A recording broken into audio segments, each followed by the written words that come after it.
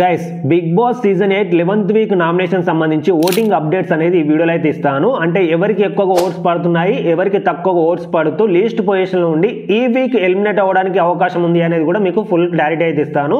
So కాబట్టి వీడియోని పూర్తిగా అయితే చూడండి. అండ్ ఇక వీడియోలోకి వెళ్లే ముందు ఈ రోజు లైవ్ లో గౌతమ్ వర్సెస్ ప్రేరణ అయితే కిచెన్ దగ్గర పెద్ద గొడవ జరిగింది గైస్. సో ఆ గొడవలో నేను లైవ్ లో చూసిన దాని ప్రకారం అయితే నాకు ప్రేరణ అదే తప్పనిపించింది. సో ఎందుకంటే ఇక్కడ ప్రేరణ గౌతమ్ కృష్ణని చిన్న చిన్న వర్డ్స్ అంటూ ట్రిగర్ చేయడానికి చాలా బాగా ట్రై చేసినట్టు ఆ లైవ్ లో చూస్తే మాత్రం నాకు అలాగే అనిపించింది. సో ఎందుకంటే గౌతమ్ కృష్ణని ప్రేరణ ఖచ్చితంగా టార్గెట్ అయితే చేస్తుంది. నేను ఈ రోజు గురించి చెప్పట్లేదు, గత కొన్ని వీక్స్ అంటే కొన్ని వారాలుగా గౌతమ్ కృష్ణని ప్రేరణ అయితే అంటే టార్గెట్ అయితే చేస్తుంది గైస్. సో ఎగ్జాంపుల్ గా ఎప్పుడైతే నాగమణికంట సెల్ఫ్ ఎవిక్ట్ అయిపోయి బిగ్ బాస్ హౌస్ నుండి ఎలిమినేట్ అయ్యాడో సో ఆ రోజే నాగార్జున గారు కూడా రివీల్ అయితే చేయడం అయితే జరిగింది, గౌతమ్ కృష్ణకే లీస్ట్ ఓట్స్ వచ్చాయి అనేసి.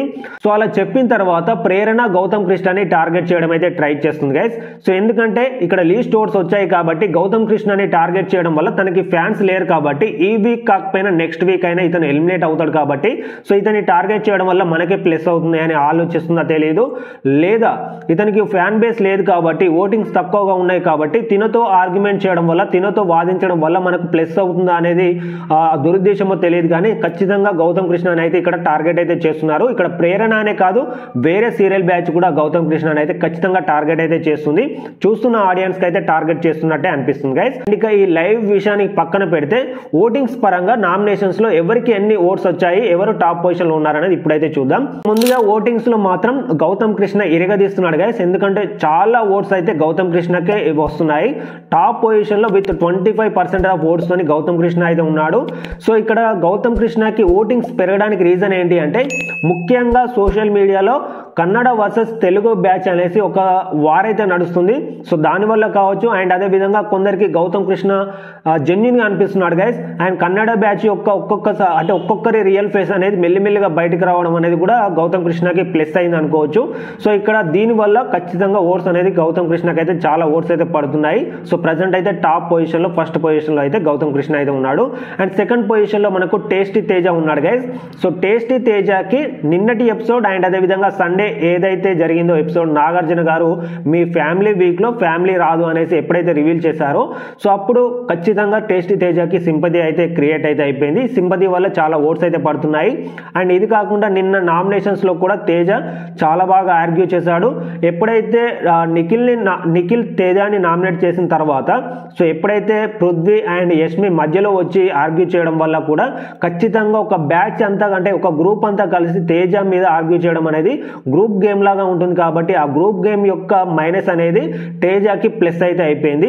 సో దీనివల్ల అంటే ఈ 2 పాయింట్స్ అనే కాదు చాలా పాయింట్స్ వల్ల తేజకి ప్లస్ అయిపోయి ప్రజెంట్ అయితే ఓటింగ్స్ లో నామినేషన్స్ లో సెకండ్ పొజిషన్ లో అయితే ఉన్నాడు. అండ్ దాని తర్వాత నెక్స్ట్ పొజిషన్ లో మనకు యష్మి ఉండడం అయితే జరిగింది.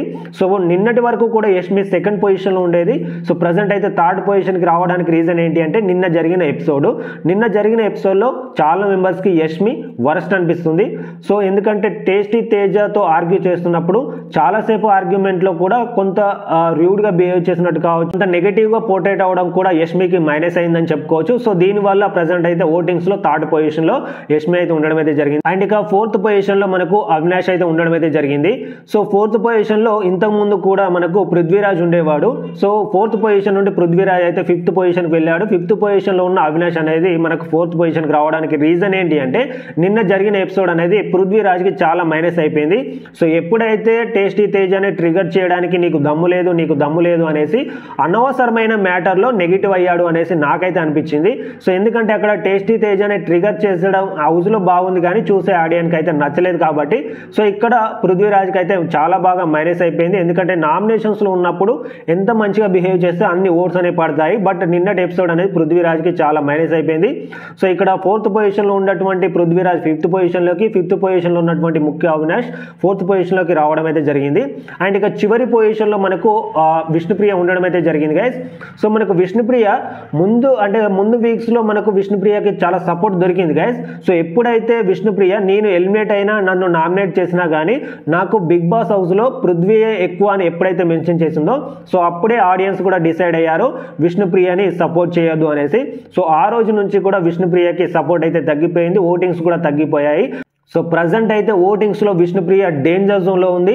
సో ఖచ్చితంగా ఈ వీక్ నేను గెస్ట్ చేసిన ప్రకారం అయితే ఊహించినట్టుగానే మనకు విష్ణుప్రియ ఈ వీక్ ఎలిమినేట్ అవ్వడానికి అవకాశం అయితే ఉంది గైస్. సో మీరేమనుకుంటున్నారు ఈ ఓటింగ్స్ మీద? మీ ఒపీనియన్ ఏంటి? అసలు మీరు విన్నర్గా ఎవరిని చూడాలి అనుకుంటున్నారు, ఎలిమినేట్ ఎవరు అవ్వాలి అనుకుంటున్నారు అనేది మీ ఒపీనియన్ అనేది కింద ఖచ్చితంగా కమెంట్ చేయండి. సో నేను ప్రతి దానికి రిప్లై అయితే ఇస్తాను గైస్. సో ఇంతే గైస్, మరొక మంచి అప్డేట్తో మీ ముందుకైతే వస్తాను. Thank you guys, thanks for watching this video.